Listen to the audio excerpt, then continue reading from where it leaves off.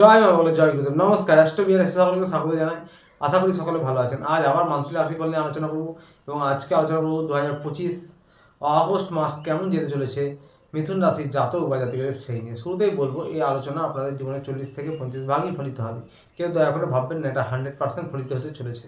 তার কারণ হচ্ছে বর্তমান গ্রহের স্থিতি অনুযায়ী যার লগ্নগোষ্ঠীর গ্রহের স্থিতির সঙ্গে যতটা বেশি ম্যাচ করবে তার সঙ্গে ততটাই বেশি ফলিত হবে। এবং এটি কারোরই ব্যক্তিগত লগ্নগোষ্ঠী নিয়ে আলোচনা নয়, সেটা মাথায় রেখে দেখবেন। যাদের কুষ্টিতে গ্রহের স্থিতি অত্যন্ত খারাপ বা দশা খারাপ চলছে তাদের ক্ষেত্রে কিন্তু বৈষম্য হতে পারে। এর উদ্দেশ্য হচ্ছে যা কিছু ভালো রয়েছে তা দেখে যেন আরও ভালোভাবে প্ল্যান করতে পারেন এবং যা কিছু খারাপ বা নেগেটিভ রয়েছে তা দেখে যেন সতর্ক বা সাবধান হতে পারেন। তো আর দেরি না করে শুরু করবো আলোচনা। শুরুতেই বলবো, যারা পড়াশোনা করছেন, বিদ্যার্থী পরীক্ষার্থী রয়েছেন তাদের উদ্দেশ্যে, যারা উচ্চশিক্ষায় রয়েছেন, গবেষণামূলক পড়াশোনা করছেন, এছাড়াও যারা তন্ত্রমন্ত্র জ্যোতিষ নিয়ে পড়াশোনা করেন, সাধনা লাইনে আছেন তাদের উদ্দেশ্যে আপনাদের কিন্তু 5 নম্বর হাউসের যে অধিপতি শুক্রদেব লগ্নে এসে গেছে এবং এই লগ্নে আবার দেবগুরু বৃহস্পতি রয়েছে। দেবগুরু বৃহস্পতি আবার 5 নম্বর হাউসে দৃষ্টি দিচ্ছে। তা বুঝতে পারছেন ভীষণ খুবই ভালো যাবে আপনাদের এই মাসটা, অগাস্ট মাসটা পড়াশোনার জন্য। পড়াশোনায় উন্নতি, পড়াশোনায় মন বসবে, একটা এনার্জি ফিল করবেন, আপনাদের জ্ঞান বুদ্ধি বৃদ্ধি হবে, যা কিছু চেষ্টা করবেন তাদের সফলতা পাবেন। এবং পরীক্ষার জন্য কিন্তু 17 তারিখ থেকে, বিশেষ করে 16 তারিখের পর 17 তারিখ থেকে সময়টা মোটের ওপর ভালো ভাগ্য সাথ দেবে। যারা সরকারি পরীক্ষার জন্য প্রচেষ্টা করছেন, কম্পিটিটিভ এক্সামের জন্য প্রচেষ্টা করছেন তাদের উদ্দেশ্যে বলি। তবে হ্যাঁ, রাহু দৃষ্টিও রয়েছে এই হাউসে। একটু আধটু মাঝে মাঝে অধৈর্য হওয়া বা কনফিউজ হওয়া এগুলো হতে পারে, কিন্তু সেগুলোকে এড়িয়ে আপনারা প্রচেষ্টা প্রয়াস করুন, খুব ভালো যাবে আপনাদের এই মাসটা। এবার বলবো, যারা প্রেমিক প্রেমিকা রয়েছেন তাদের উদ্দেশ্যে আপনাদের কিন্তু এই 5 নম্বর হাউস থেকেই লাভ রিলেশন বিচার করা হয়। তো বুঝতে পারছেন আপনাদের ক্ষেত্রেও কিন্তু খুব ভালো যাবে এই মাসটা। ওই যে আগে বললাম যে রাহুর দৃষ্টি রয়েছে, মাঝে মাঝে একটু কনফিউশন করতে পারে, একটু ভুল বোঝাবুঝি, ইগো ছোটোখাটো হতে পারে, কিন্তু ঘোরাফেরা আনন্দ হুল্লোড় হবে এবং তার সাথে বোঝাপড়া উন্নত হবে। মনোমালিন্য বেশিক্ষণ টিকে থাকবে না, আপনাদের বোঝাপড়া উন্নত হবে, ঘোরাফেরা আনন্দ হুল্লোড়, এবং আপনারা এই মাসটা বেশ কিছু সময় আপনারা ভালো সময় কাটাবেন। তার সাথে আপনাদের কিন্তু যারা বিবাহের জন্য প্রচেষ্টা করছেন, অনেকের ক্ষেত্রেই বলবো বিবাহের কথাই হতে পারে, বিবাহের কথা শুরু হতে পারে।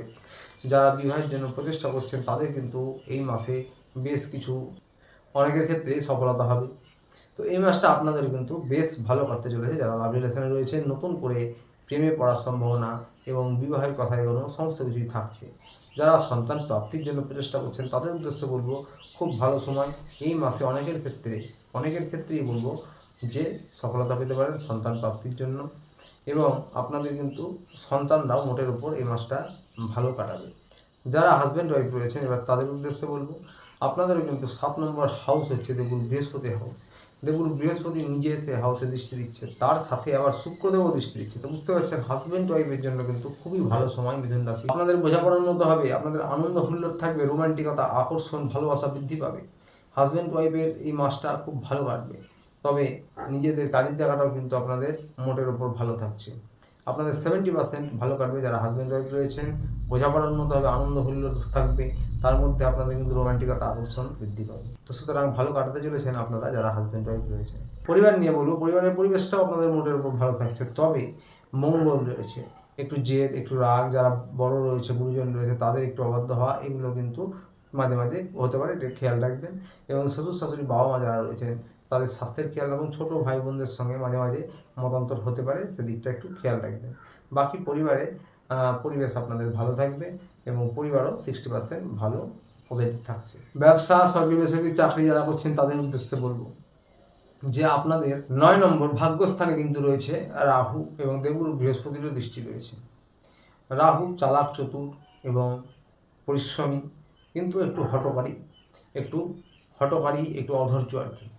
তো লোভ বেশি রাহু, এই বিষয়গুলি থাকবে এবং এইগুলো একটু খেয়াল রাখতে হবে আপনাদের। তার সাথে 10-এ কর্মস্থানের অধিপতি, কর্মের দেবতা শনিদেব রয়েছে কর্মের স্থানে, এবং 11th যে অধিপতি মঙ্গল সে কিন্তু 4th হাউসে রয়েছে। আপনাদের ব্যবসার কারক গ্রহ বুধ অষ্টমে দৃষ্টি দিচ্ছে। তো সুতরাং ব্যবসায়ীদের জন্য বলবো যে আপনাদের কর্মদক্ষতা বা চতুরতা বাড়বে। ব্যবসার জন্য মোটের উপর এই মাসটা মিশ্র থাকছে এবং বিশেষ করে আপনাদের কিন্তু একটু ছোটোখাটো হঠাৎ করে লস হতে পারে যদি হঠকারী কোনো সিদ্ধান্ত নেন। আবার কারো ক্ষেত্রে হঠাৎ করে অর্থপ্রাপ্তি বা লাভও হতে পারে। তো ব্যবসায়ীরা যাই করুন, কোনো বড় কিছু নতুন কিছু শুরু করলে, বড় কোনো ডিল করলে একটু সাবধানতা অবলম্বন করে বুঝে শুনে করবেন এই মাসটা।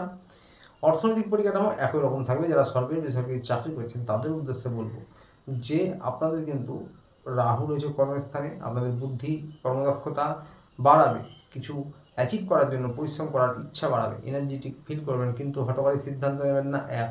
দ্বিতীয় হচ্ছে শর্টকাট অবলম্বন করবেন না, অধৈর্য হবেন না, বা হুটহাট রেগে গিয়ে কাজ বিগড়াবেন না, এইগুলো একটু খেয়াল রাখতে হবে।